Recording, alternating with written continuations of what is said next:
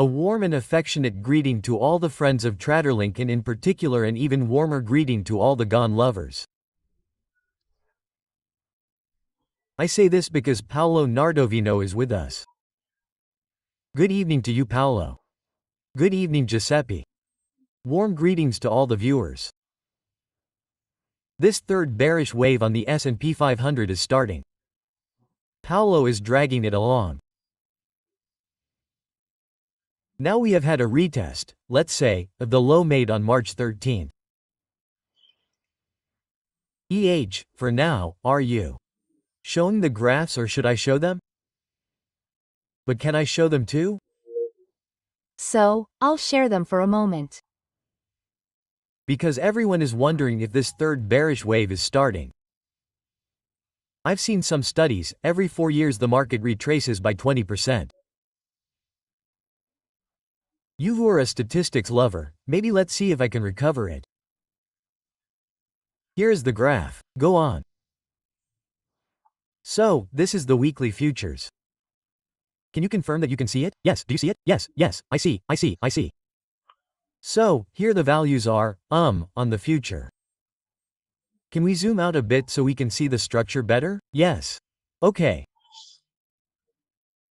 So, this is the weekly bar we had today, March 31st, the quarterly deadline. Yes. And both the daily and quarterly closing are important.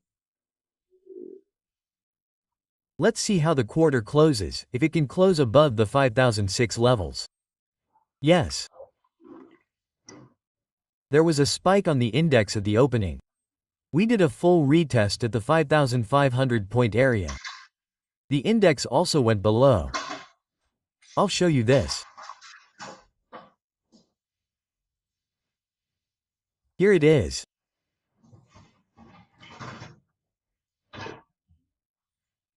We reached a low of 5,488. It's now trying to close the opening gap. Yes. So we're in a correction phase. The last time we spoke was in February, so we had assumed a corrective phase in February. In fact, we had a correction in February and March. A significant correction because it exceeded 10% on the standard. The Dow Jones is holding up a bit better because it is contained within 10%. The pure standard is undergoing a corrective phase. We are at the end of the quarter. It was a negative quarter. We had a negative quarter for some time, so we see the corrective phase. We see today's closing as important and the reaction that will occur in April.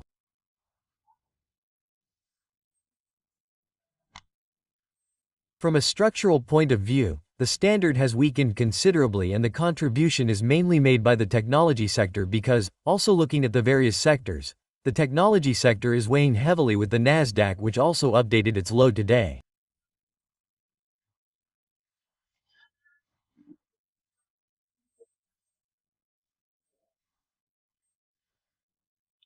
And I wouldn't worry, I would still see possible formations of lows for a relaunch in April, especially after the fateful date of April 2nd, which should at least establish the amount of tariffs, because at the moment the market is discounting uncertainty more than the news of tariffs.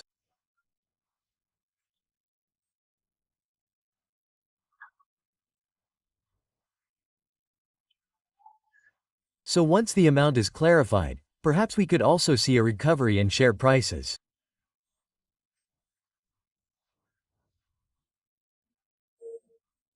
As for the sectors, at this stage it is preferable to focus on traditional sectors, not tech. The Dow Jones, let's see, has now turned positive green and has reached its low. This is the weekly chart. It reached its low on March 13th, so in the second week of the month, and for now it is holding up. This shows the difference between the two indices, let's say, the Dow Jones and the Standard, because it is the weight that some technology sector stocks have. For example, the Dow Jones lacks stocks such as AVGO and Tesla, which are instead pushing down both the Nasdaq and the Standard temporarily. At this stage we are in a retest of an important support area.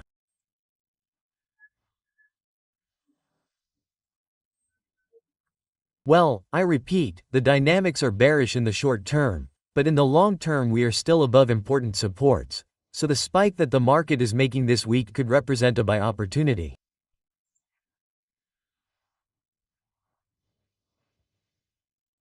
So, you don't believe in an American recession?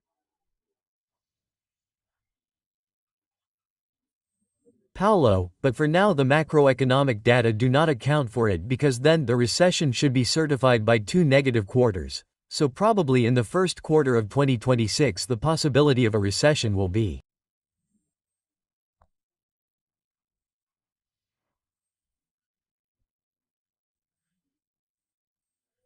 For now I see a slowdown and also uncertainty due to the very aggressive policies of the American administration.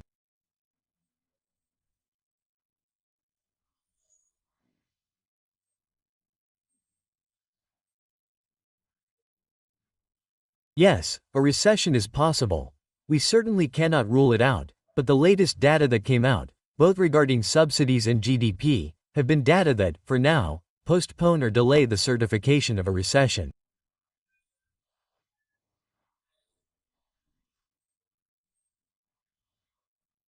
It is possible to have a recession.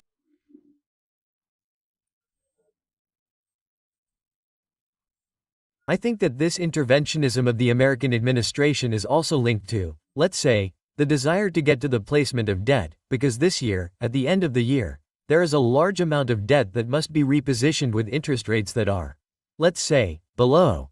They must be below current values.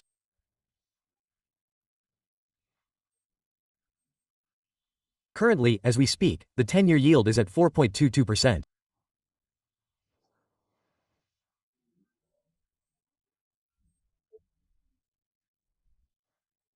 Let's say President Trump's hope will be to place the debt at lower levels, between 375 and 350. So this is also the main reason for his activity, and therefore perhaps in the first part of the year it will be confirmed how the stock market is doing in view of a realignment of interest rates to values more suited to the renewal of the debt.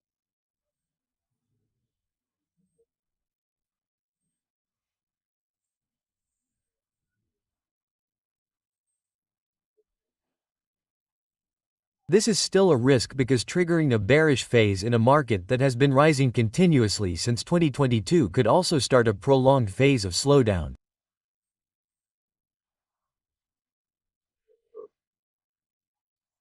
This must be confirmed by breaking levels that are holding up for now, haven't been broken looking at the Dow Jones, but also the standard, the 500 area is maintained for now. Well, he did a test. I don't look at it in a, let's say, fanatical way.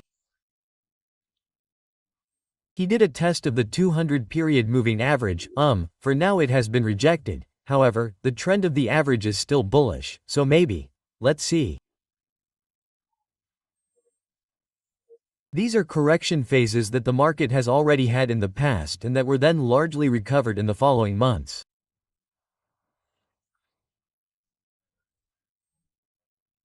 For now, we are in a phase of retracement. We are at the end of the quarter. The month of April is statistically one of the months with the most positive reactions.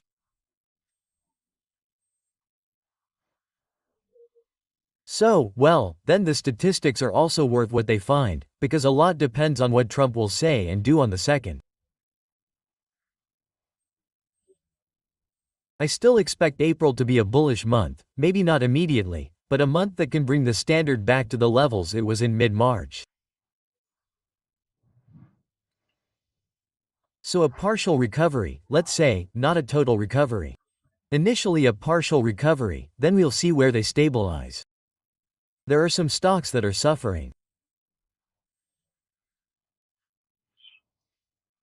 Today I saw a new low on the Nvidia stock which, by the way, is reaching the 100 area, where the price, earnings are starting to become interesting, because if the earnings are confirmed in the next session and for future sessions, they are starting to have non-high multiples.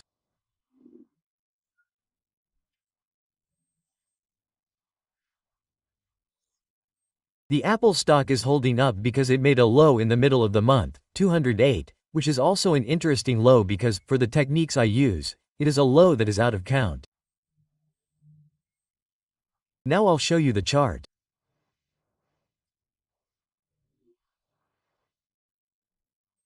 Apple, among the big stocks at this stage, is the one that is doing the most.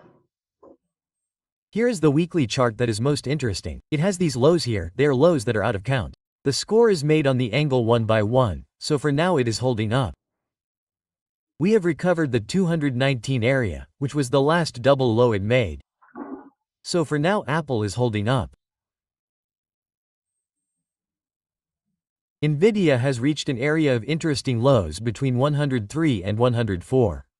It could also test 100, but below that we start to have values that, in my opinion, will attract more investors again.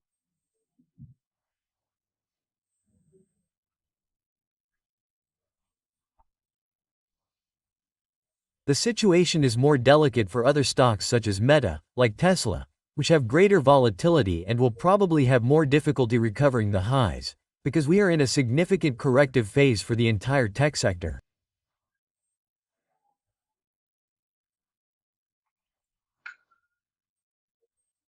I also made a composite chart. These are the first new stocks in the tech sector. Meta, Apple, Amazon is an index that I, let's say, customized in today's low, this weekly chart. Today is the first session of the week, so the weekly bar is not significant, but it has touched the area of a significant low on the angle of the low that it made on August 5th. This is, let's say, a sub-index of the major stocks. In the tech sector, we are, in my opinion, there is also the possibility of having a false breakout with a recovery. So let's see the closing tonight. The closing is important and then how the new quarter starts. I wouldn't worry about the low that was made today because it is also a retest of what was the high of last July. So the tech sector is penalized, but it is also the one that had run faster than the others and needed a bigger correction that is happening. Let's look at the situation now.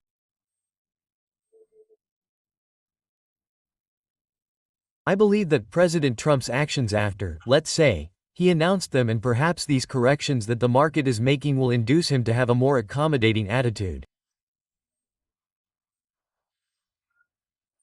Let's put it that way. There you go.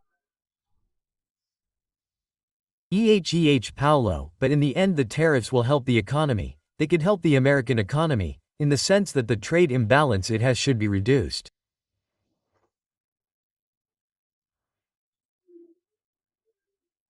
Furthermore, if he, and this is the first objective, if he achieves the second objective, namely that companies deglobalize and that is, companies produce where consumption is, which, by the way, is something that the European Union had also done, if you remember, because at the moment in which the European Union says, tech companies, I will invoice you where you produce the revenue, it is the same thing that is telling them, have to bring the turnover where you consume, so you have to produce where you consume.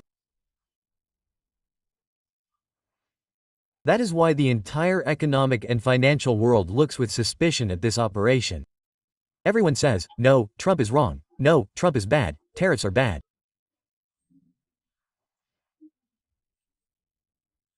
Yes, historically, tariffs have always been short-term, that is, tariff policies bring advantages in the short term, but not in the medium to long term.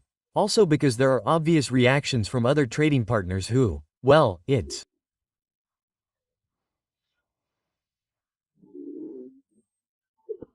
who have the most to lose, and for example, if I posted on social media the other day, I don't know if you saw it. We as Italy say, and we, for example, I'll give you an example, we as Italy, I posted the other day, let's go and look at the trade exchange with America on social media, right?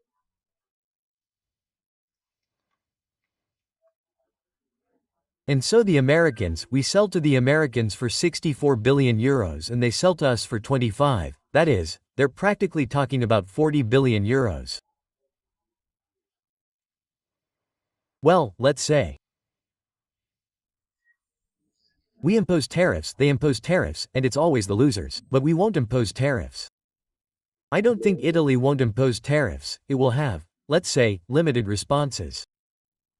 I also think Europe will have limited responses.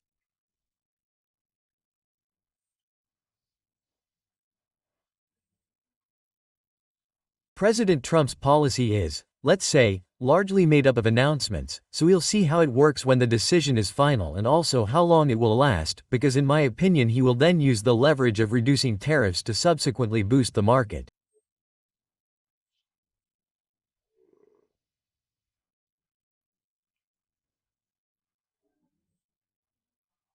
But the tariff policy, at least this is what the books on economic history and economics tell us, brings advantages in the short term.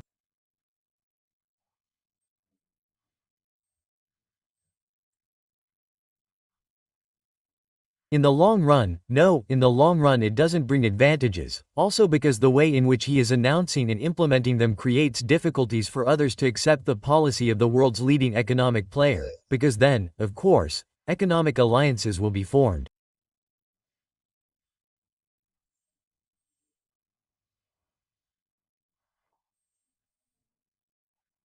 I have seen that there is already some friction between Canada and Europe and perhaps between Europe and China, and therefore there will be alliances that will obviously tend to exclude the American market.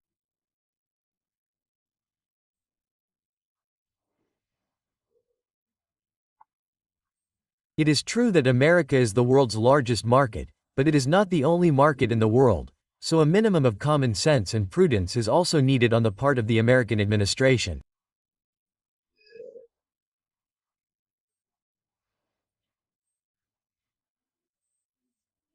For now, they are making announcements and working like bulldozers, but let's see how long this phase will last, because I believe that this is a phase that the American administration and administrators had foreseen at the beginning.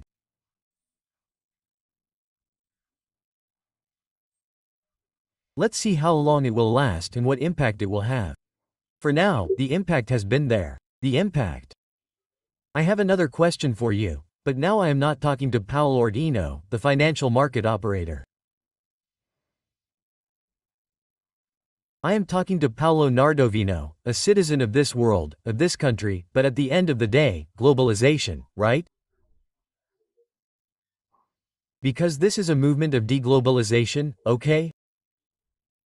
When you tell me you have to produce where consumption takes place, it's deglobalization. What has globalization led to? It has led to 600 million people almost rising above the poverty line in emerging countries. And my dear Paolo, but what has gotten us into trouble is the European and American middle classes, which are half done.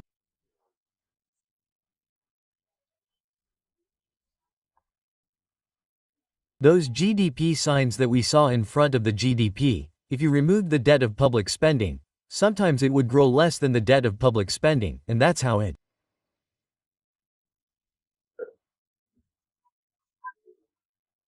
happened. That's how this mechanism, this carousel, sooner or later, that is, the European middle classes of Western countries have been severely penalized by globalization, companies have not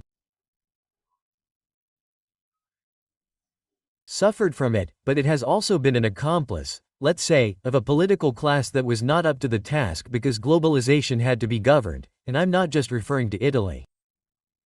For example, in what way? In Italy, obviously. And in what way?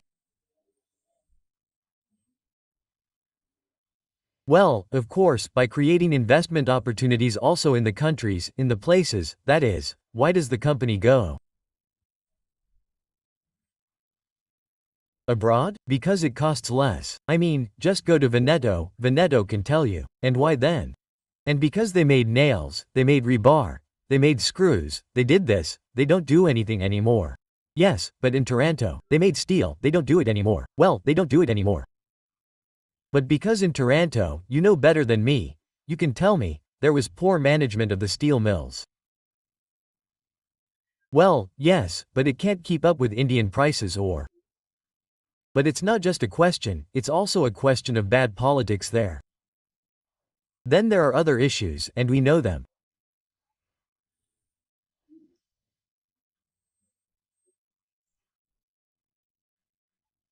Well, in Italy, industry has not been at the center of political action. It has been neglected, and therefore the fundamental problem is also that in a world that was moving towards globalization, greater attention was needed.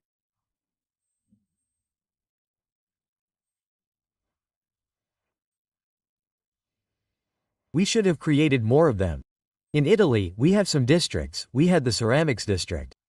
In the end, when someone makes a product, we still have it, which is the best in the world. When someone makes a high-end product, they don't copy it. Well, we had the chemical industry, the pharmaceutical industry, we still have them. The pharmaceutical industry, the chemical industry, we don't have them anymore, and we were leaders until the 80s, we were leaders.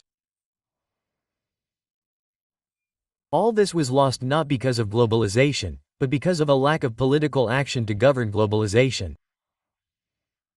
Well, but it's like this all over Europe, and because even the United States, although not doing very well, is doing much better than us.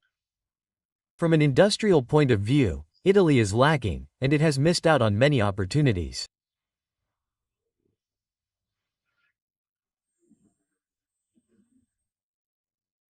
Now, in a world that is moving towards deglobalization, opportunities could arise, and here too we need, let's say, an adequate political class that I am struggling to find.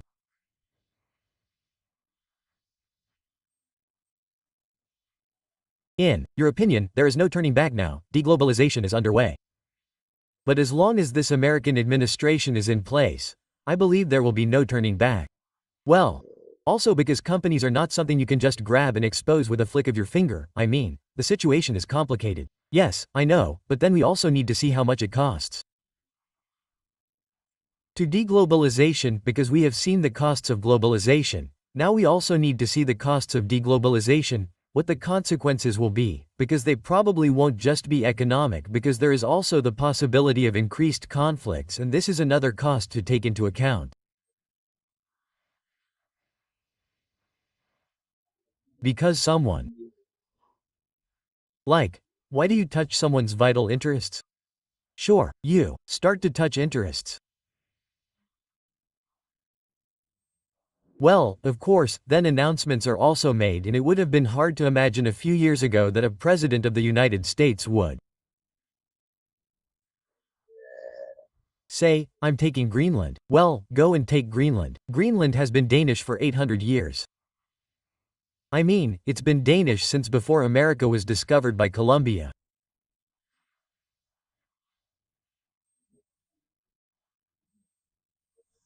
That is, there are also some announcements, some forcing that will cause, in my opinion, tensions that will not be easily resolved in the short term.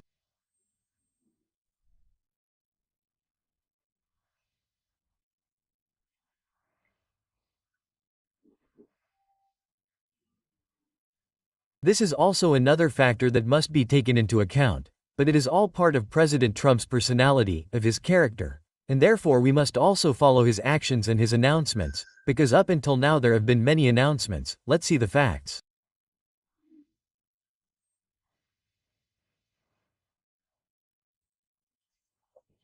The first day to see the facts is the second. Let's see the tariffs that they will introduce. Now you give a lot of importance to the second. And yet the second could be taken for granted, in the sense that I said it is late. I think that the market will react, especially if an entity is established. Now we are talking about the generalized 20%. The generalized 20% is like if you introduce VAT. If you introduce VAT, it is the same. It is a 20% tax for Americans on foreign products. If that is the case, the market will accept it. Let's say it will be assimilated, and then it will resume its course.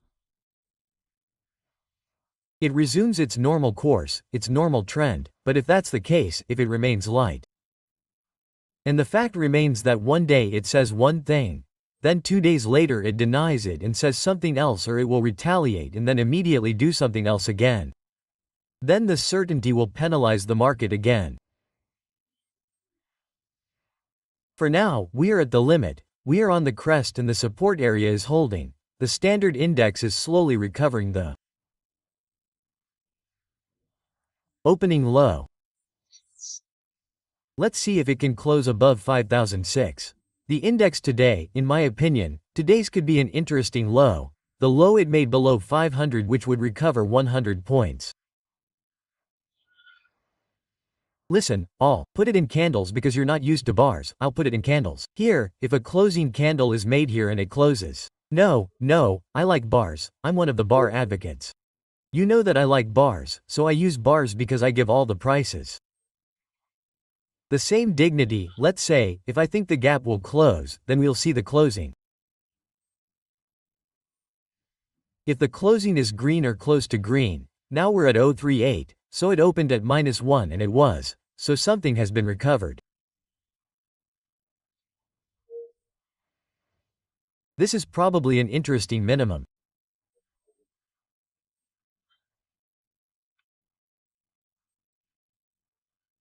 By the way, for those who use cyclical Gann techniques, we are also at a particular date that Gann called the setup date, which, let's say, at the end of March, statistically, but also this month of March, in the year 2025, could represent a turning point, at least in the short term.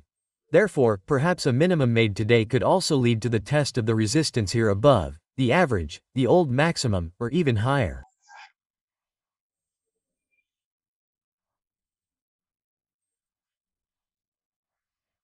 So, I can't stand it. The minimum made today could be the false breakout.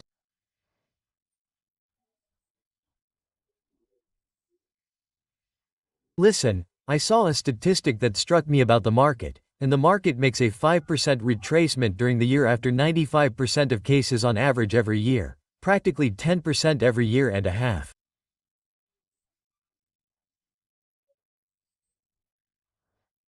%20 retracement every 4 years.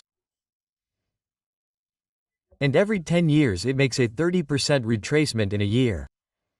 Do you identify with these statistics or not?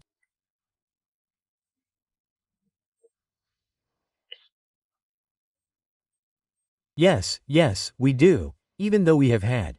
So, these statistics have been slightly altered since 2008, because we have had immense liquidity injected by the central banks after 2008 that has altered these statistics, which we have had since 2009, from the low of March 2009, excluding COVID, which was a parenthesis, as you say, extra market, in short, an exogenous event.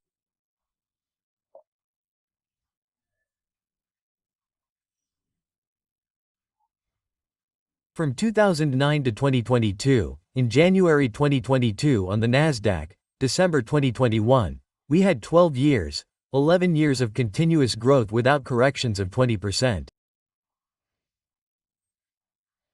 We didn't have corrections of more than 20%, we had it in 2022, there was a 20% correction, there was an interruption of the trend, and now from the low of 2022, October 2022, we have had 2.5 years of growth.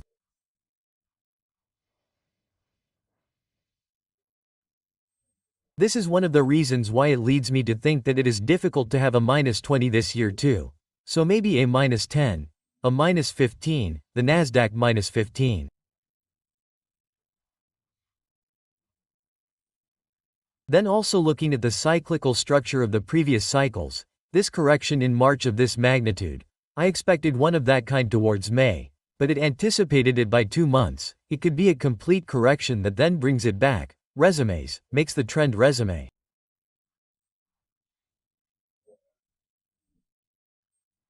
If instead the supports are broken, the 5005 area is broken and it starts to go down to 5002.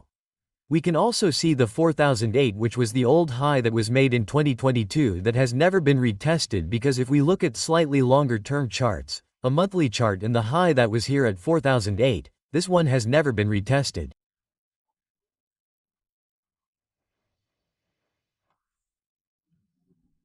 However, it is not certain that it will do so now this year, perhaps. If we have the continuity of a trend that started in 2022, which can be extended for 4 years, 5 years, we can also go towards 2026-2027 to make new highs, and then the correction will happen later. This one right now, I repeat, is the month of March. It is a setup month because it is the 60th month since the COVID low. So there was an indication for this month of March. We had the corrective phase. For now it has stopped at 5005. Let's say on the 5,488 index I made today. Let's see if this is the level from which it starts again. If, I repeat, if today we already have a closing above 5,006, it could be an initial indication of a phase, at least a rebound phase at the beginning of April. Then, if, well, all the issues that are weighing on the market right now. The main one is that of tariffs and the activity of the American administration. They will become clearer in the coming days. In my opinion, the market will recover with a spring, also because the next quarterly results, because now we are heading towards the quarterly result season, will not be, in my opinion, negative quarterly results yet. Maybe it will be the negative guidance due to the uncertainty that exists, but the actual quarterly data will still be good data. Okay, listen, I'll ask you one last question. Well, always on a statistical sequence, maybe a negative quarter, then 4 positive quarters, a negative quarter, I have a negative quarter, 3 positive quarters and a negative quarter. Now I have to go and see. And the last time it happened was in 2007. Yes, we had the highest. We had the highest. It comes back as. You just have to see it. It refers to the standard and then if. Yes, standard in. Then let's look. So, you were saying the sequence as it was from 2007 quarters. So, there was a negative quarter, then 1, 2, 3, 4, 5. I have 5 positive quarters the last few. So, a negative quarter, here it is, April 2006, then 1, 2, 3, 4, 5 quarters. Then the 6th quarter had the highest and then the Dina phase began. Yes. It's a sequence similar to that of 2007, I mean, this one that is doing currently. Yes. Okay, let's see right away. We had a relative quarter 1, 2, 3, 4, 5 and in the 6th one. But we also need to see the breakout of this quarter because isolated quarterly bars, even outside bars like this one, we had them during the phases. The COVID one was an outside bar that did and also the one in 2018. The one in 2018 was an outside bar that in any case must be confirmed by the following quarter. If it is not, they are only corrections that are then resumed. This is not the first time, this is a quarterly chart, so it is not the first time that we have a quarter with a close that breaks the 2 closes of the previous quarters. We have already done it, but I repeat, it must also be confirmed in the following quarter. Okay, thank you for being, I just wanted to do the last one on gold. I wanted to do it on gold because, if you remember, I said gold. In silver, we also had them, right? We had our silver, but it reached the target we had. If you remember the last time we were here it was at 2008 and I had set the target at 3,133. Which is what it did. Today, let's say the futures did it because today the futures changed. That is, we switched to LEM futures. While the cash has not reached it yet, there are a few points left. I think it will reach it. Do any of my friends want to sell the glue on top? No, but with this trend and risks. But then it depends on whether you sell the 6004, maybe not risk it. But the repetition must also come, but above all, the strike because, in a graph, this is a monthly graph, in a month gold went from 2009 to 3150, so we are still talking about a strong trend. Today, however, it reached that target. This is a monthly graph, do you remember? We had seen, the recovery here, the figure was completed, well, let's say, it was completed. I wouldn't go short yet.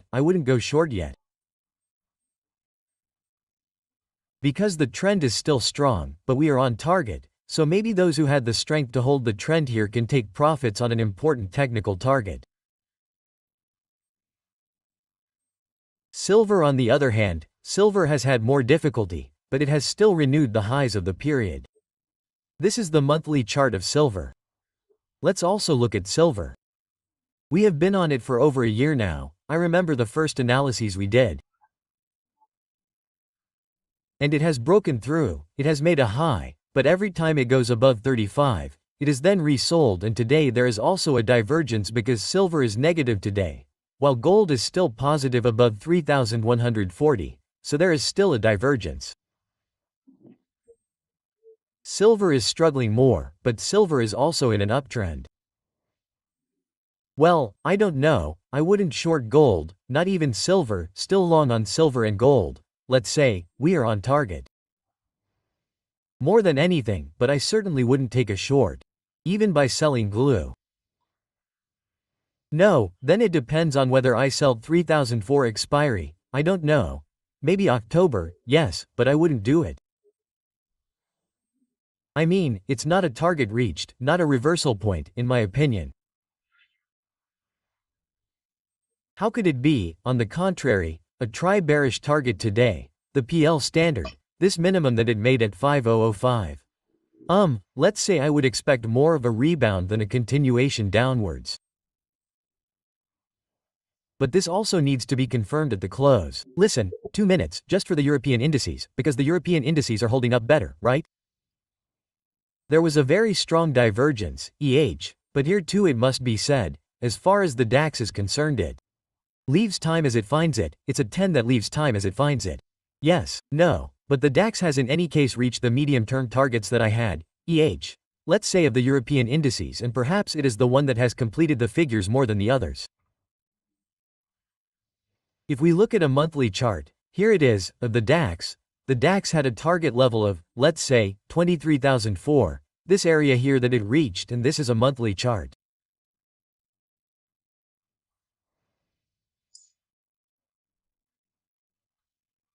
The monthly bar is not great for the DAX, it spiked and went down, and it is the only one of the indices that I use that I am studying with these techniques that has reached the target area, so it could be done.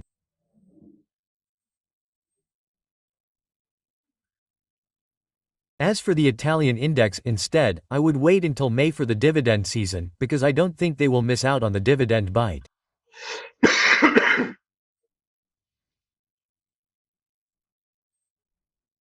Then there was also the issue of telecom over the weekend, which was acquired by Post, the majority stake in Vivendi, which brings news to the Italian market.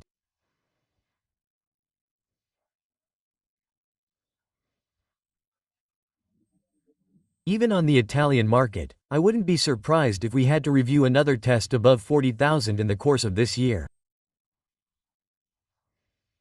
Okay, instead, I would be a bit more cautious about the DAX because the DAX has reached its target. Then it could also go to 25,000, but the technical target was reached. Downwards. No, upwards. The DAX has completed the bullish pattern, the other indices have not, the Dow Jones not yet, that is to say in the long term, these are monthly charts. The DAX has reached, let's say, the ceiling that was predicted by these techniques. The others have not even the Dow Jones. The Dow Jones is still a little above the highs it made in both January and December. Same thing with the PL standard, the standard. Even if this area here holds, it can and will start again from here. Yes. It can also go above 6,004 at the end of the year, beginning of next year. If these are the lows of the restart, if these that it is making now are the lows of the restart. Okay, thank you. Thank you for being with us, Paolo. Thank you, Giuseppe. Best regards and see you next time.